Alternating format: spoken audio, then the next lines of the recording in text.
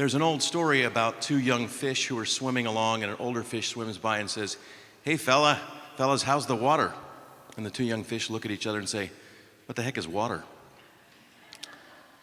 And I think of that because the culture that we live in is constantly influencing us, and we don't even know it. And last night, Kyle spoke to something in our culture that finds its way in our churches, that grandiosity. And our speaker this morning, Soong-Chan Rah, is going to address another thing in our culture that we don't think of. When I read his book, Prophetic Lament, I was just struck by the importance of what he had to say about lament in our life and the wisdom of it. He comes to us from the Chicago area. Reverend Dr. Soong-Chan Rah is the Milton B. Engebretson Associate Professor of Church Growth and Evangelism at North Park Seminary in Chicago. And he's written 5 books. His background is amazing, the diversity of the things he has done. He worked for InterVarsity Christian Fellowship, and one of his appointments was at MIT. I just think that's interesting. I'd like to talk about that sometime. So he's been around the world. He does incredible work in social justice, and cross-cultural perspectives, preaching on campuses everywhere. He and his wife, his wife teaches special education. They live with their 2 children in Chicago. And I'm so glad that he was willing to come and be with us and speak to us and help us figure out the water that we're swimming in. So let's give a nice welcome to our speaker, Soong-Chan Rah. So much for your very kind invitation and for your very kind welcome. We're going to talk today about the need for lament in our culture and in our society and as a church. I'll begin with the story. I'm at an age right now where I've made the same New Year's resolution for the last 10, 15 years. And that resolution, because it's not kicking in, it's not working, is to lose a little bit of weight, get a little more fit. Every year I make the resolution, every year I fail. So this year I said I'm going to take this resolution very seriously, and I'm going to, as an academic, I'm going to research the best ways to lose weight in America today. So I go online with the researcher's best tool, Google, and I ask the question, what is the best way to lose weight? And it turns out that there's this exercise program called CrossFit, or P90X. Any of you heard of this? Yeah, I heard it's the best way to lose weight, and the philosophy of CrossFit and P90X is something called muscle confusion, which I absolutely love because that's been my approach to exercise my entire life. Which is essentially I don't exercise for weeks and months, and then when I go to the gym, my muscles are really confused why we are there. As I was going through this approach to exercise, approach to weight loss, approach to physical fitness, I realized that sometimes confusion, disruption, is not necessarily a bad thing. That actually it could lead to better health and better fitness. And then I asked the question, maybe that's a part of our spiritual lives as well. That maybe we need a little bit of disruption, confusion. And that actually might be a path towards spiritual health and well-being. And then maybe part of the reasons why we don't grow as much or we don't get this kind of spiritual fitness or well-being is because we don't want to see any confusion or disruption in our lives. This really hit home for me as I was working through the book Prophetic Lament. And it's a commentary on the book of Lamentations. Exactly. Why would anybody want to write a book on the book of Lamentations? Because how many of you have actually ever heard an entire sermon series on the book of Lamentations? Yep, that's about right.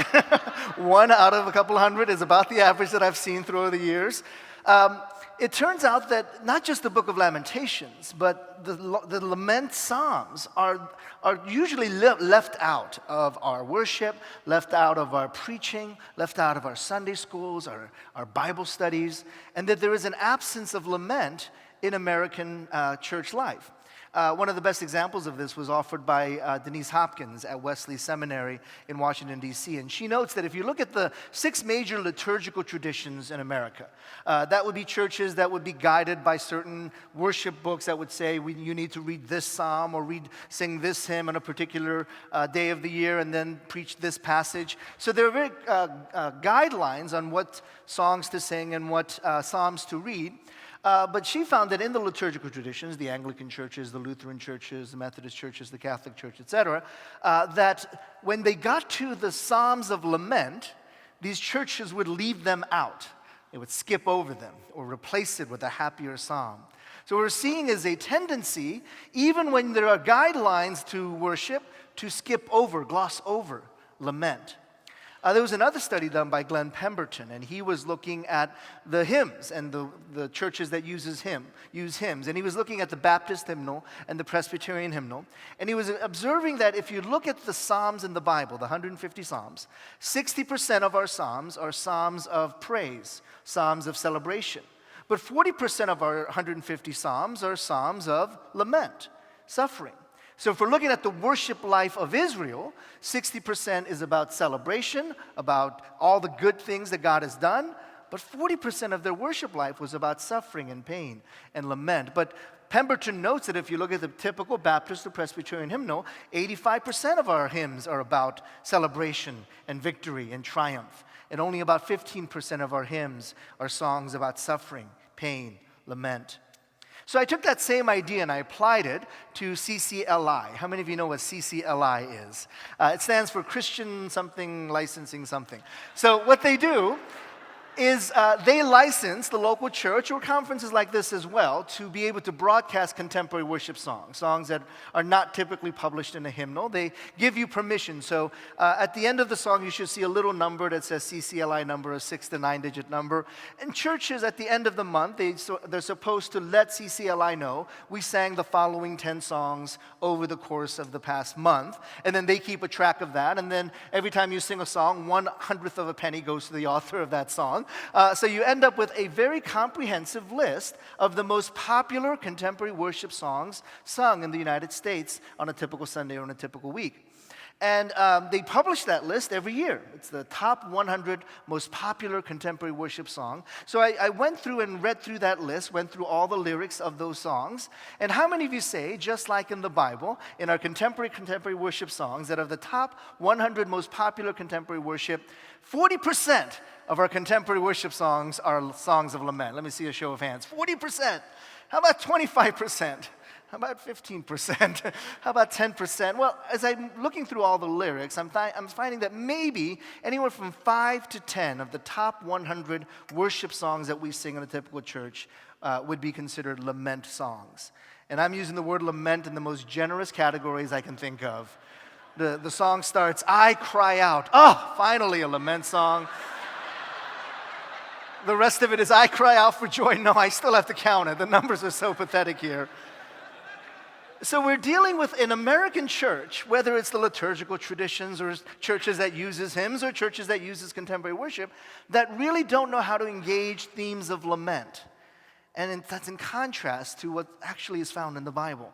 Themes of lament are prominent in the Bible, yet the church in America does not engage these themes of lament. So what I want us to do is I want us to talk through what it means to lament, and I want us to look at two snapshots of the book of Lamentations. First is the historical context of the book of Lamentation, and then one key element of the book of Lamentations that might lead us into a life of lament.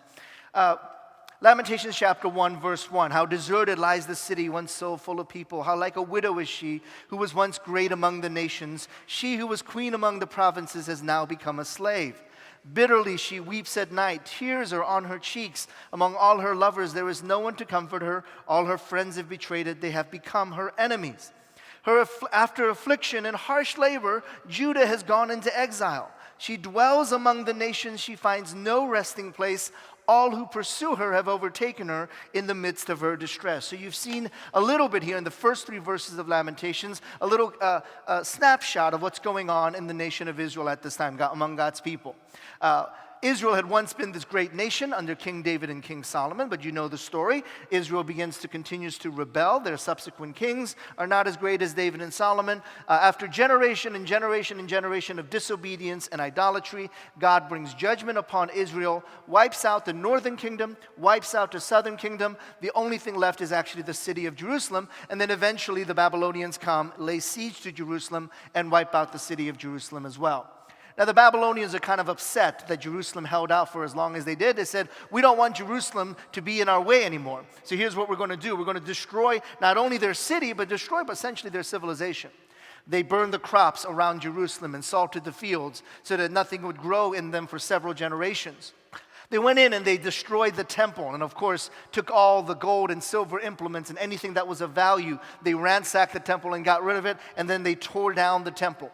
Then they said, we're going to do the ultimate act of making sure they can never rebuild their society by taking the most intellectual, the prophets, the priests, the kings, those who could read or write, those they deemed as worthy of able to rebuild that society. We're going to send them, as we see here, into exile. And of course, you know, that's where we encountered the story of Daniel and his friends, because they would be among the young men and women, or the young men who would be able to rebuild that society. So the only ones who were allowed to stay behind in Jerusalem were those that Babylon deemed as unworthy of being able to rebuild that society. That would be the widows and the orphans, the poor, the sick, the lame and the blind. Those, they said, these are the most marginalized, the most suffering in that community. We'll let them stay, but we'll take everybody else into exile. And so that's the context into which we are encountering the story of Lamentations, the narrative of Lamentations. And now at that moment, there are two possible responses. There's others, but two I want to focus on. The first response to this kind of tragedy in the story of Israel is to say, we give up, we're done. This is a terrible scenario, we're going to run away and hide.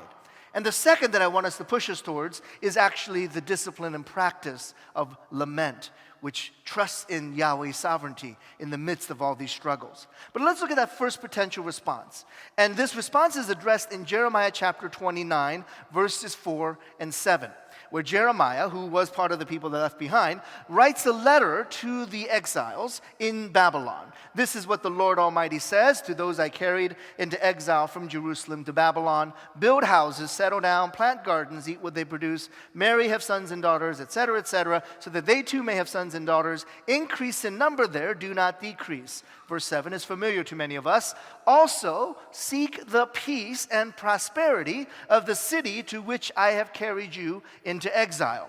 Pray to the Lord for it, because if it prospers, you too will prosper. Now, any good old person from Israel and from Jerusalem would look at this passage and say, this is wrong. This is off. Because almost every other time in the Bible, when you see the phrase, seek the peace, what city are you supposed to seek the peace of? Jerusalem. Consistently, 99.9 other times in the Bible that you see this phrase, seek the peace of Jerusalem. But here you see, not seek the peace of Jerusalem, but seek the peace of Babylon. Of all the places to seek the peace of, Yahweh says, seek the peace of Babylon. The center of everything that is wrong with the world.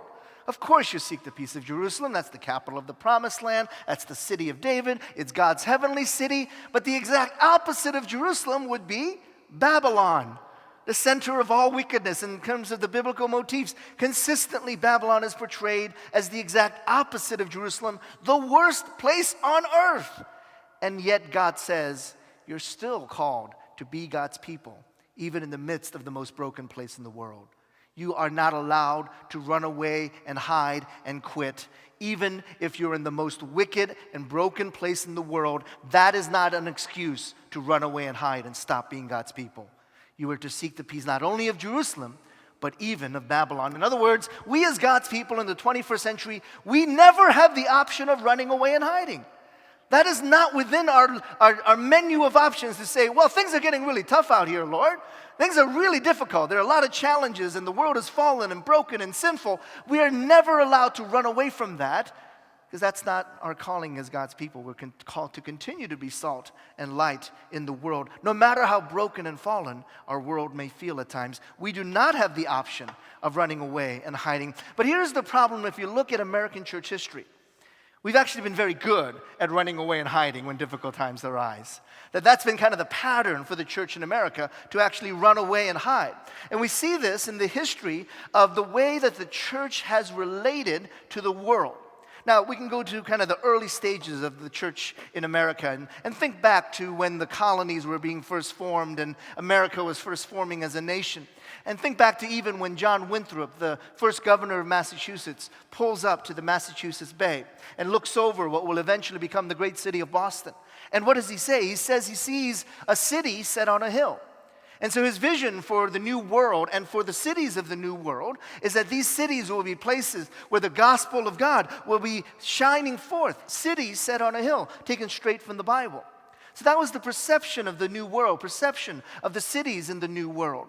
And in fact, Boston took that very seriously. I spent many years in Boston, and there's a neighborhood in Boston called Beacon Hill. And one of the most prominent streets in Boston is called Beacon Street. So the idea of the city of Boston and American cities as New Jerusalems, New Zions, with cities set on a hill, was a very common motif in American church history in the early years. That changes very significantly in the 19th century and definitely into the latter part of the 20th century. And it changes because our cities began to change. Our cities for several centuries were the centers and homes of white Anglo-Saxon Protestant who built white Anglo-Saxon Protestant churches, massive buildings in our urban centers. But in the 19th century, immigration that had centered on Western and Northern Europe, Scottish Presbyterians, German Protestants, that narrative changes in the middle of the 19th century. And in the latter part of the 19th and into the early part of the 20th century, we start getting an influx of non-Western, non-Northern Europeans, Southern Europeans, and Eastern Europeans. And they're not white Anglo-Saxon Protestant, they're Italian Catholics, they're Greek Orthodox, they're Eastern European Jews. And so now the cities that had once been portrayed as cities set on a hill, New Jerusalem and New Zion, with the influx of Southern and Eastern Europeans, changed the narrative from Jerusalem to Babylon. I was going through a number of journals of denominations, and one of the journals talks about this change, and the way they describe it is that our cities have become caves of rum and Romanism. That's what our cities have become. These once great centers of American life, these once great centers of Christian life, the once city set on a hill, they're no longer Jerusalem because these Southern and Eastern Europeans have come into our cities, and they are now Babylon. There was something else that's going on at this time as well. And that's not just the patterns of immigration that change, but the reality of the Great Migration. And the Great Migration occurs post-Emancipation Proclamation, Civil War, when African Americans began to move in huge numbers into the northern and eastern cities in the United States. Upon emancipation, most of the African Americans are living in the Mississippi Delta, free from the plantation, but they still live in the South. Within a generation of Emancipation Proclamation, the numbers are hard to track. So, the estimates range from 75 to 90% of African Americans convert or commit to Christianity upon Emancipation Proclamation. Now, there is slave religion on the plantation, as Albert Roboteau points to. But what happens is this, after given freedom and emancipation, African Americans now actually choose, human agency, choose to be followers of Christ in the context of the church. So there's this massive conversion, massive joining of the church of African Americans within that first generation of emancipation. And they start Baptist churches and Methodist churches and holiness churches, and churches are springing up everywhere. But these churches and these communities really have no future in the South. They're not going back to the plantation. They try to start their own communities, but white supremacists, the Klan, come and burn them down. So the only hope that they find is we need to get out of the South and move towards the northern and eastern cities. And that's what happens in the Great Migrations. African Americans, committed, deeply committed Christians, start moving into cities like Chicago, Detroit, Cleveland, Baltimore, New York, Philadelphia, etc., etc. And these cities began to have this huge influx of African Americans, but a reminder once again, these are fired up, spiritually renewed, church planting, revivalistic Baptists and Pentecostals and Methodists, and they're bringing that vibrant spirituality into these urban centers in the north and in the east. So we're not talking about other religions or other denominations coming into the neighborhood of the city, as might be the case with Southern and Eastern Europeans. These are revivalistic, spiritually on fire Christians moving into the urban centers, but the white Anglo-Saxon Protestants see them not as those who are going to revive Christianity in their cities, they see them as a threat. And fear arises from the existing white Protestant churches in these urban centers. So even though they're bringing Christian faith, even though they're starting churches everywhere, in fact, if you, as someone who studied evangelism, if you look at the first mega churches in the U.S., it was not Willow Creek, it was not Saddleback. The first mega churches in the United States were African American churches on the south side of Chicago. 2,000-member churches when the city wasn't even that large. A 10,000-member church existed in Detroit when the city was not even that large. We're talking about massive spiritual renewal in our urban centers because of the influx of African Americans into our urban centers. But the existing white Protestant churches said, no, our property values are going down. Our schools are not as good. Our streets are not as safe.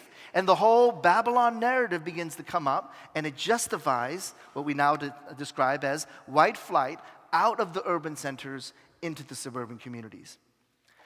One of the ways that we see evidence of this is that the height of white flight and the height of the Great Migration, the amount of money spent on new buildings goes through the roof. So we're talking about $26 million in new church building projects in 1945. Which is about the cost of one church's building project these days. But $26 million is spent on major building projects in 1945. By 1960, that number shoots up to $1 billion spent on new church buildings. Why? Because white Protestants have left the city, abandoned the buildings, moved out to the suburbs, and start building buildings all over the suburbs of our urban centers. And these are the money that is being spent. Now, what I found interesting is that if you look at the church buildings that were built post-World War II into the 70s and 80s, almost into, cutoff is at about the late 70s, early 80s, you'll see a lot of church buildings, and I have a slide for this, but I don't even need a slide for this, a lot of sanctuaries that look like this. So you can look at the slide, or you can just look up and see the type of architecture that most Midwest, mid-century churches are going to have. Now, in the late 1970s, I was about 10 years old. I attended a building dedication to a church building that looked like this. And even as a 10-year-old, I knew this is a really stupid idea. I don't know whose idea it was to build a building like this, but this is really a bad idea. It was a cold weather state. It was the middle of February. They're dedicating the church building. All the heating vents are along the sides on the floor. And what happens when you design a building like this in February in a cold weather state? Where does all the hot air go? Right up into the rafters. You literally have the frozen chosen, and you've got all this hot air up in the ceiling. And I'm thinking, whose stupid idea was this? And the pastor gets up there and said, it was my idea to build the sanctuary to look like this. And he gives us a reason. He said, I want you to imagine the entire church building turned upside down. And what are you looking at when the building is turned upside down? He says, you're looking at a really big boat, a ship. Now, where in the Bible do you read about a really big boat? Noah's Ark, exactly, Noah's Ark. You read about a really big boat. Now, what are you saying to the world when your church is Noah's Ark? You're saying, we don't care about the world out there. In fact, we want you to get destroyed by the judgment of God. That's exactly what we want, as long as we are safe on the ark. And we've got a little version of the world out there right here in our ark. If the world has secular art, we're going to have Christian art. If the world has secular music, we're going to have mediocre Christian music. If the world has secular crayons, we're going to have Christian crayons, and secular coloring books, Christian color, secular underwear, Christian. Whatever you've got out there in the world, we're going to do a Christianized version of it, and we'll be safe in Noah's Ark. So we developed this mindset and approach that we want to see the world destroyed. We don't care about Babylon at all, as long as we are safe in Noah's Ark. In other words, we have a history of running away and hiding when there are difficult situations and circumstances. When the world around us is changing, the American church has a history of running away and hiding. Now, I want to talk about maybe some of the changes that we're seeing right now that many American Christians are afraid of as well.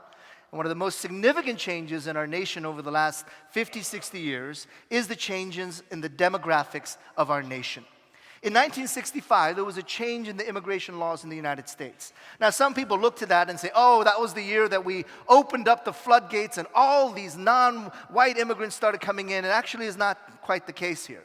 What happened was that the laws that changed did not necessarily change the number of immigrants. That number has always been a small incremental change. So we have always had a strict quota system of immigrants in the United States. In fact, if you're a Filipino trying to immigrate to the United States now through conventional means from the Philippines, there's a 25 to 35-year waiting list to immigrate to the United States from the Philippines. So there is no kind of a place where we just flew open the gates. What happened was that the size of the pie remained the same, but the distribution within the pie changed in 1965.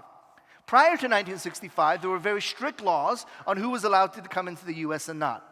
In fact, there were laws that were pretty straightforward about what they were trying to do. The first of these laws was called the Chinese Exclusion Act. Extra credit for someone who can explain to me what that tried to do. Yes, it excluded Chinese people.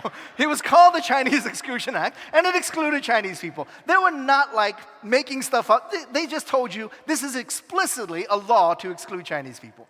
So there were a series of laws like this that says, we don't want immigrants from Asia, we don't want immigrants from Africa, we don't want immigrants from Latin America, we'll just take immigrants from Europe. And so what it did in 1965 is it said, well, we're going to change that and now allow more immigrants from Asia, Africa, and Latin America. So from 1965 forward, you do get a significant influx of non-white immigrants. So that by 2008, a third of the U.S. population is now of non-European descent. Very significant number that we've already crossed the threshold. But I want to point to the last three numbers there at the bottom there. The first, and there's census is kind of adjusting the data. It might have been 2011, it might have been 2012. It's all in that kind of time period. By 2011, it's believed that half of all the births in America were now ethnic minorities, were not of non-European descent. So we crossed a threshold already, a very significant threshold where the birth rate, and it's not going back down. It's going to stay at 50 and continue to creep higher and higher because that's just genetics. The more brown people you have in America, the more brown children you're going to have. And so this is just a fact of the birth rates. And again, just simple logic. If you have minority children, they will grow up to be, or birth rates, you're going to get minority children. So that by 2023, half of everybody under the age of 18 will be of non-European descent. Huge number, especially if you're in Christian education, especially if you're in Christian higher education. I point to this number quite often because if you're a Christian educator in higher education and your school right now has a 95% enrollment of white students, in 10 years, and in 10 to 15 years, you'll be out of business. Because the incoming freshman class will not be 95% white. And certainly the Christian population will not be 95% white. So if you want to survive into the next generation as a Christian institution, as a Christian college, you're going to have to deal with this changing demographic reality, that by 2023, half of the children in America are going to be of non-European descent. And of course, that leads to the number of 2042, that within most of our generation, most of our lifetime, the entire U.S. is going to be have no clear ethnic majority. Now, what I want to point out is that those three numbers are linked together. Birth rates leads to the number of children. The number of children leads to the number of adults. Very, very logical. What is illogical is the belief that you can stop these numbers by building a wall on Mexico. That's not going to change a thing. Doesn't matter how big of a wall we get Mexico to build. It will not change this number. We are living in a multi-ethnic America. We got to deal with it. That's the reality of the world that we're living in right now. Now, what we've seen, though, is people run away and hide when these numbers come up. Let's build a wall. Let's go further out. Not just the suburbs, but let's plant churches in the exurbs. Let's figure out ways to run away and hide. So what I'm thinking through is, what are the ways that we can stop running away and hiding when it comes to changes in our society? If I haven't said anything controversial yet, let me say something controversial now. I look at this for one of two ways. One, as an immigrant, to say that the immigration patterns are actually going to strengthen and save American Christianity. What you see here are denominational trends. The larger and growing denominations are going to be ethnically diverse. Now, there's kind of nuances to this statistic, but in general, if you take all the Baptists in the U.S. in one room, massive confusion, but what you'll get is an extraordinarily diverse gathering. If you got all the Lutherans together in one room, you'll get less diversity, and also within that denominational family, no church growth at all, a decline in church attendance. Lutherans are 96% white. I'm still looking for that 4% non-white Lutheran. I haven't found them yet, but apparently they're out there. Congregational churches are 89% white. Episcopal and Anglican churches are 89% white. These are the smaller and declining denomination. In other words, what Stephen Warner has pointed out is that immigration means not the de-Christianization of American society, but the de-Europeanization of American Christianity. That's a huge difference. We're seeing not the de-Christianization of American society, as everybody's nervous about. Oh no, America's no longer a Christian nation, not that it ever was, but all these questions about we're getting smaller and smaller. No, that's not what's happening. We're seeing the de-Europeanization of American Christianity. So when immigrants first moved in, people were nervous. In fact, Diana Eck at Harvard University said, the more immigrants we get, the more pluralistic of a nation. We're not going to be a Christian nation anymore. But Stephen Warner is the one that pointed out the difference. He said, so what I would say is yeah, I know. A Buddhist temple is in your neighborhood that wasn't there 30 years ago.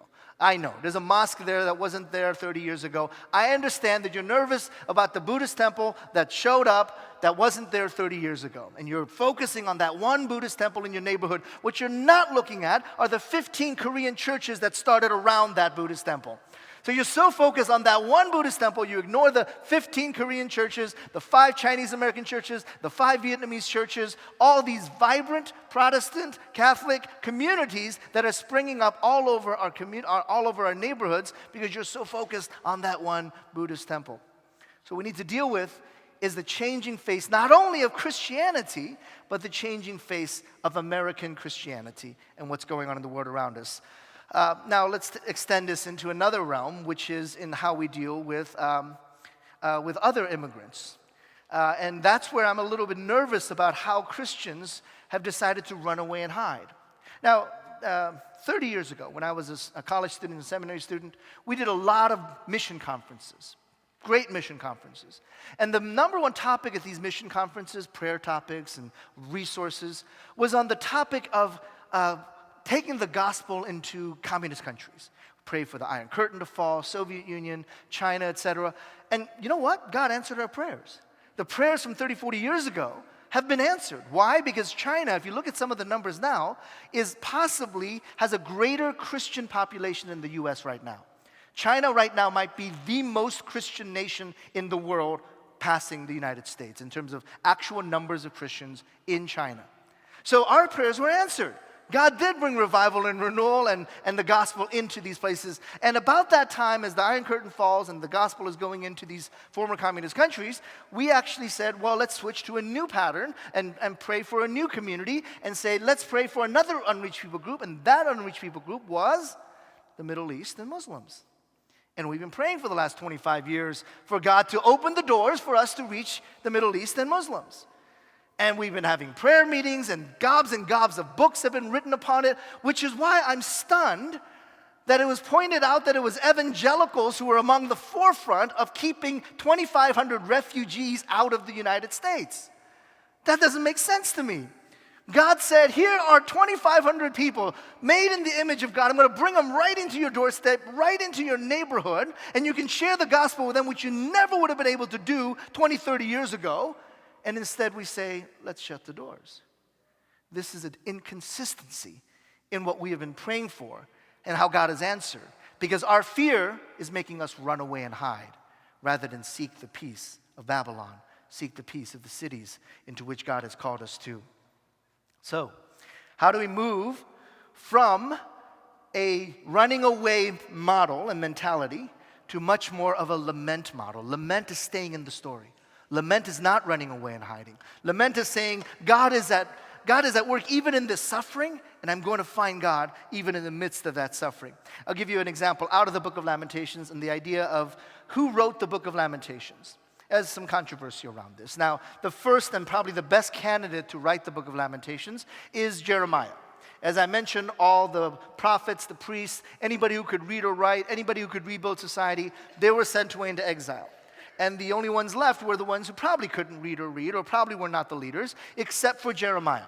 Jeremiah, the prophet, was allowed to stay behind. Why? If you read through the book of Jeremiah, he actually advocates for Jerusalem to give in to the Babylonians. They said, he must be on our side. So Jeremiah is possibly the only candidate who would have the capacity to write a letter, or a poem as sophisticated as what we see in the book of Lamentations. So that's an argument for Jeremiah's authorship of Lamentations. The second part of that, though, is the argument against Jeremiah's authorship. Because if you look at the book of Jeremiah and you look at the book of Lamentations, the styles are just completely different. It's like Shakespeare and Tupac. Great poets, both of them, just very different styles of writing that they're going into. So you're reading this and you say, there's no way this person could write this and also write this. Well, it turns out that Jeremiah probably did write it down, but he's not speaking his own words. He's speaking the words of the suffering and the oppressed. Think of it this way. After the fall of Jerusalem and the exiles have been taken, those who are the sick, the lame, the blind, the widows, and the orphans, they all gathered around the city gate. And they start telling their stories. And Jeremiah's there, and he starts writing their stories down. So the voice of Lamentations is not the voice of Jeremiah. It's the voice of the most suffering.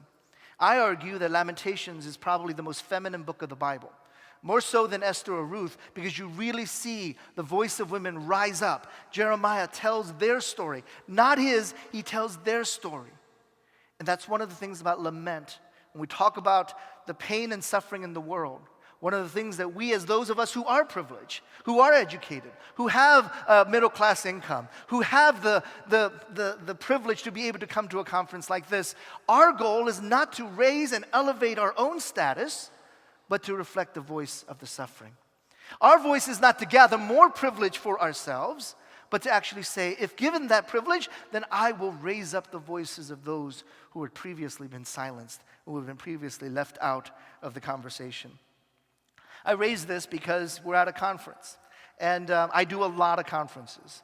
This is actually my seventh in a 3-week time period. It was in Minnesota, Tennessee, Seattle, Los Angeles, Kansas, and I'll be somewhere, Denver, and I'll be somewhere else, Atlanta next week. So that's 7 conferences in a 3-week time period.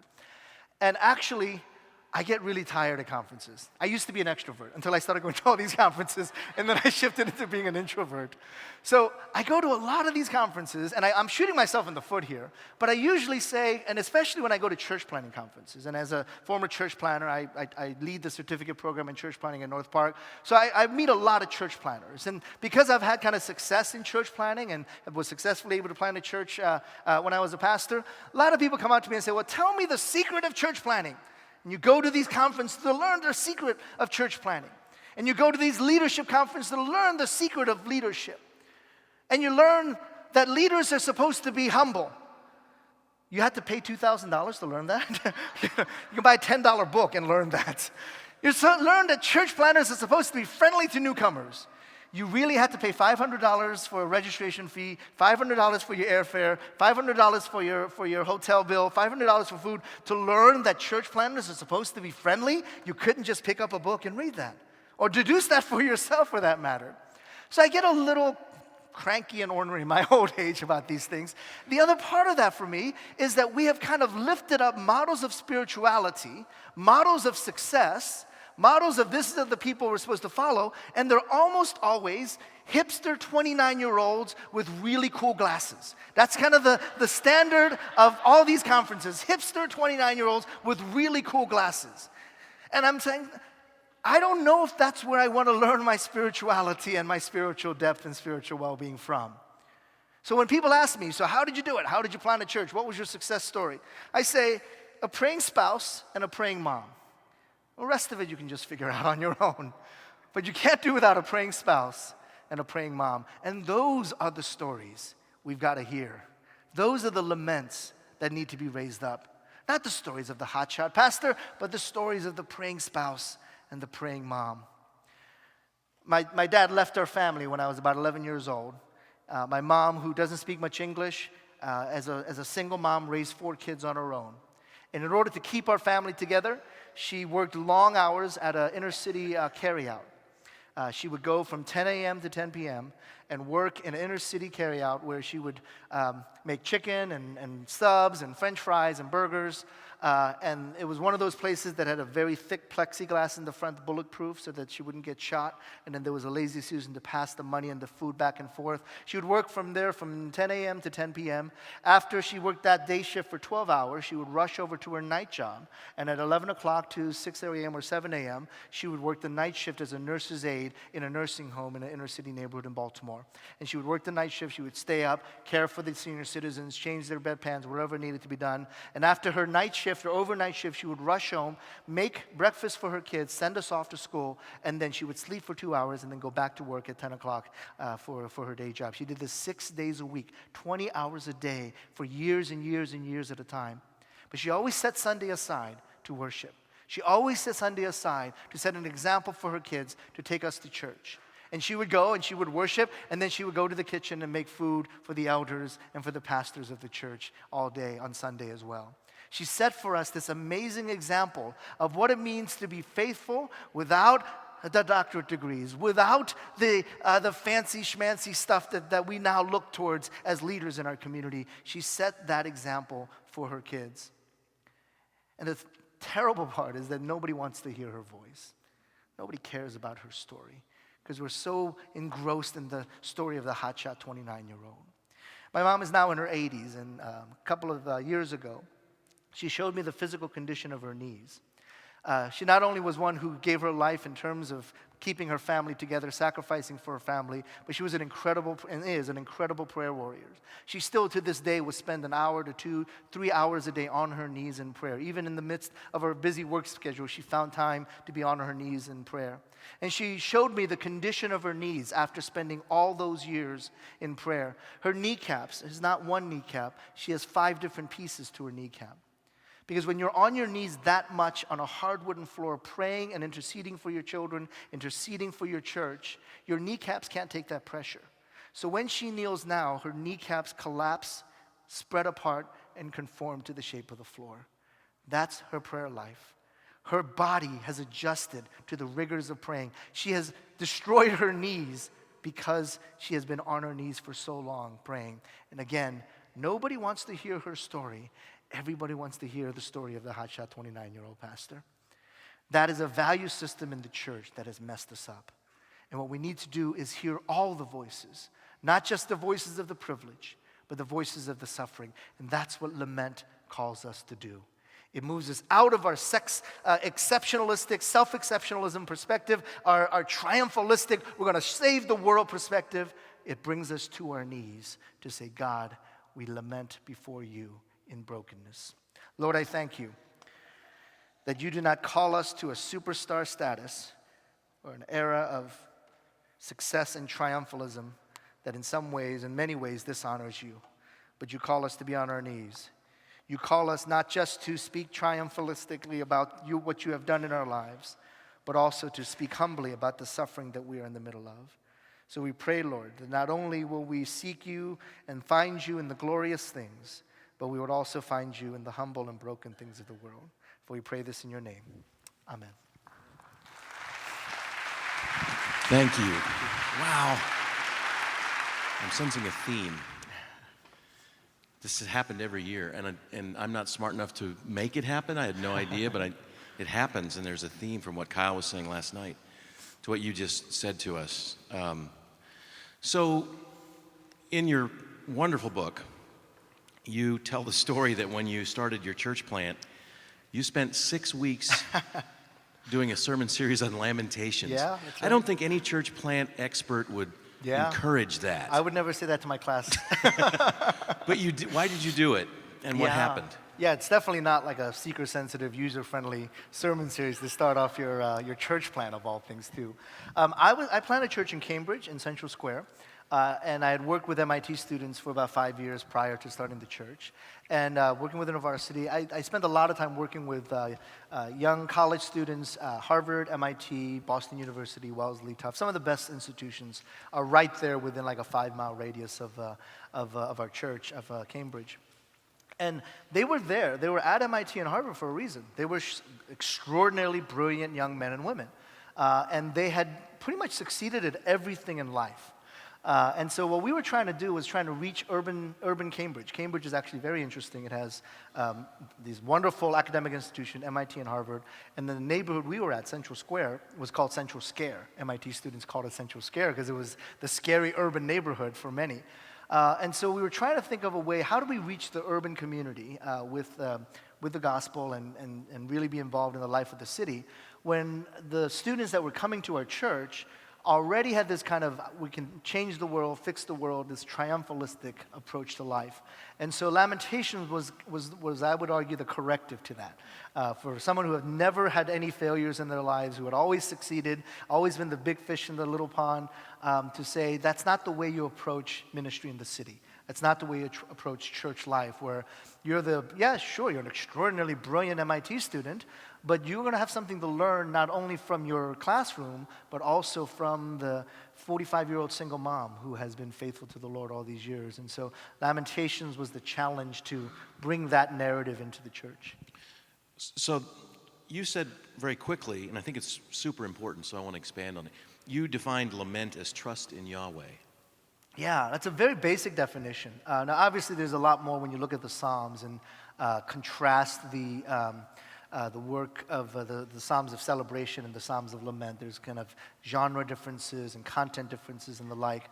But what lament allows us to do is it allows us to articulate things in a way that acknowledges reality.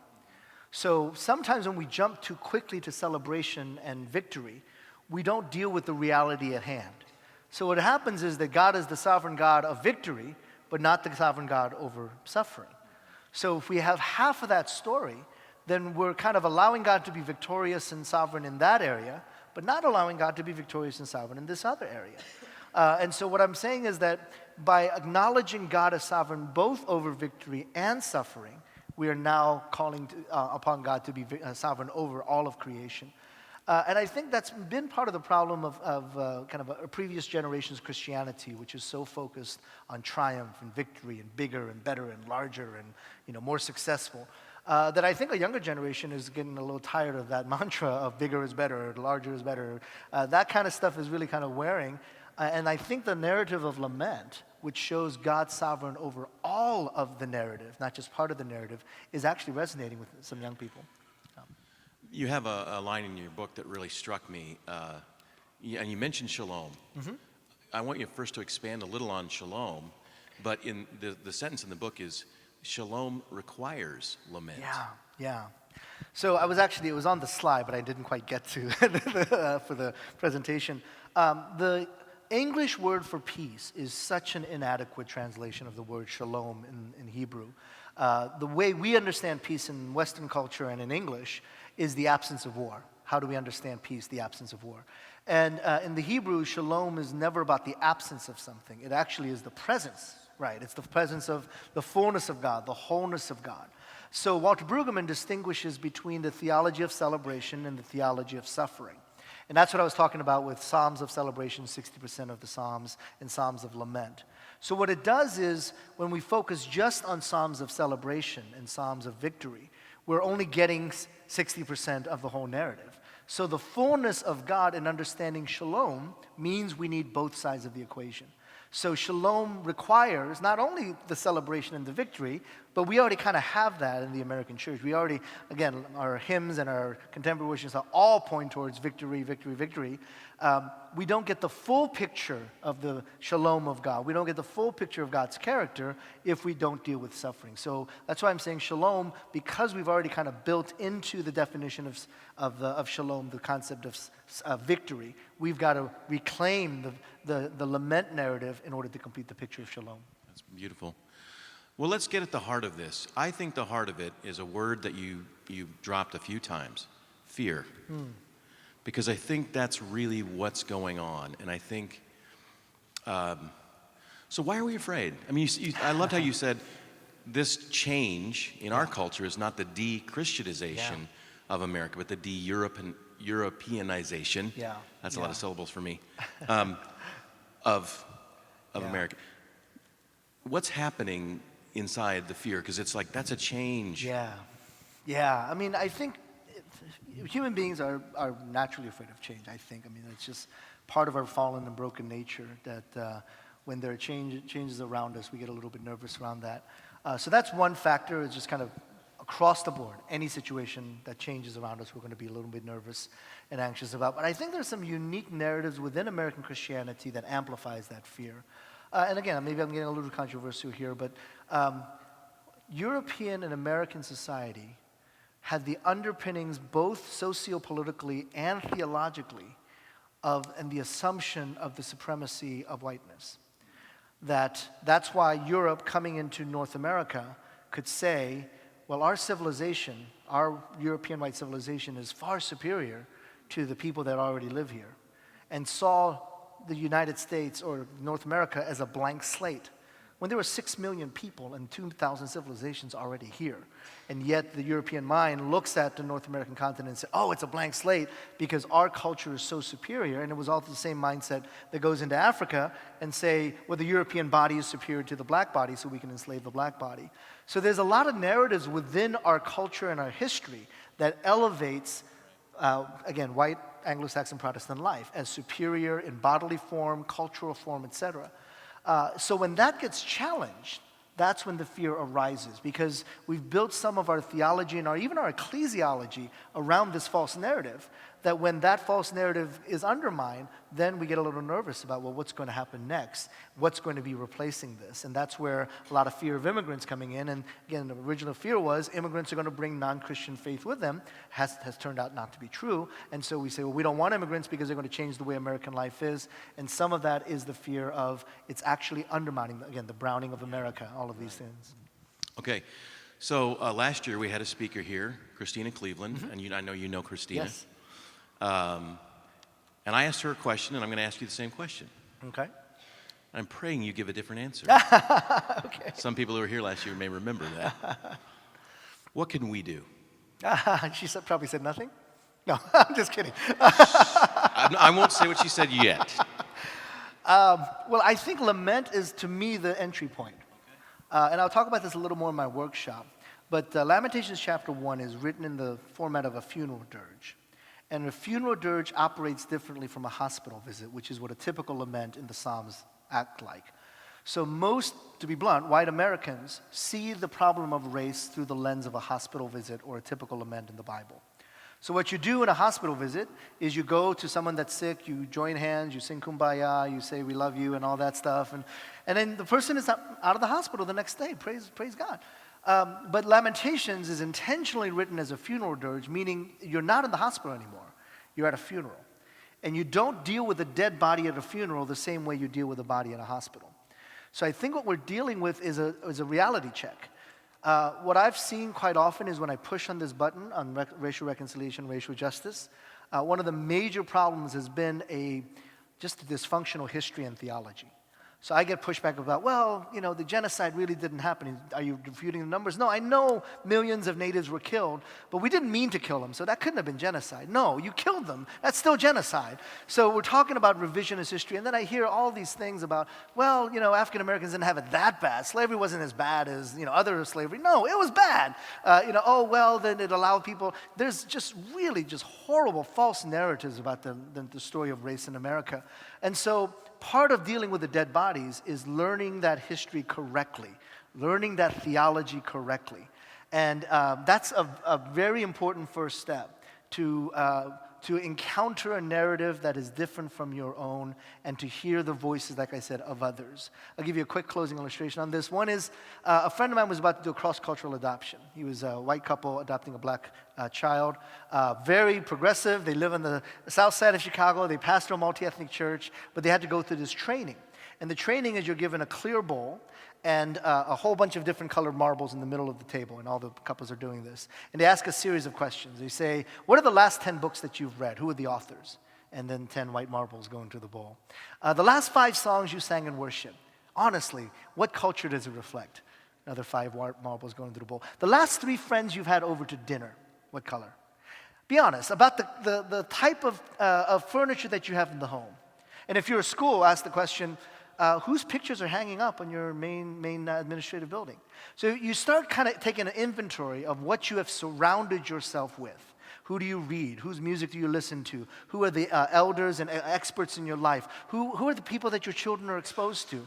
And my friend said, and he's a progressive guy, lives in the south side of Chicago, I had a bowl filled with 40 white marbles. How did that happen? And then they say, well, take the marble of the child you're about to adopt and put him in the middle. And then you have this one black marble in the middle of 40 white marbles. So my charge would be start changing the color of the marbles in your bowl. Who are you reading? A little bit outside of the mainstream of white male authors that are the last 10 books that you've read. Who are the speakers you're listening to? Who are what type of music? Have you ever had a mentor in your life that is of a different ethnicity and culture than you? These are the things that start filling your bowl, and they're very minor things that I think start changing the way you view the world. Awesome. Let's give thanks. Thank you.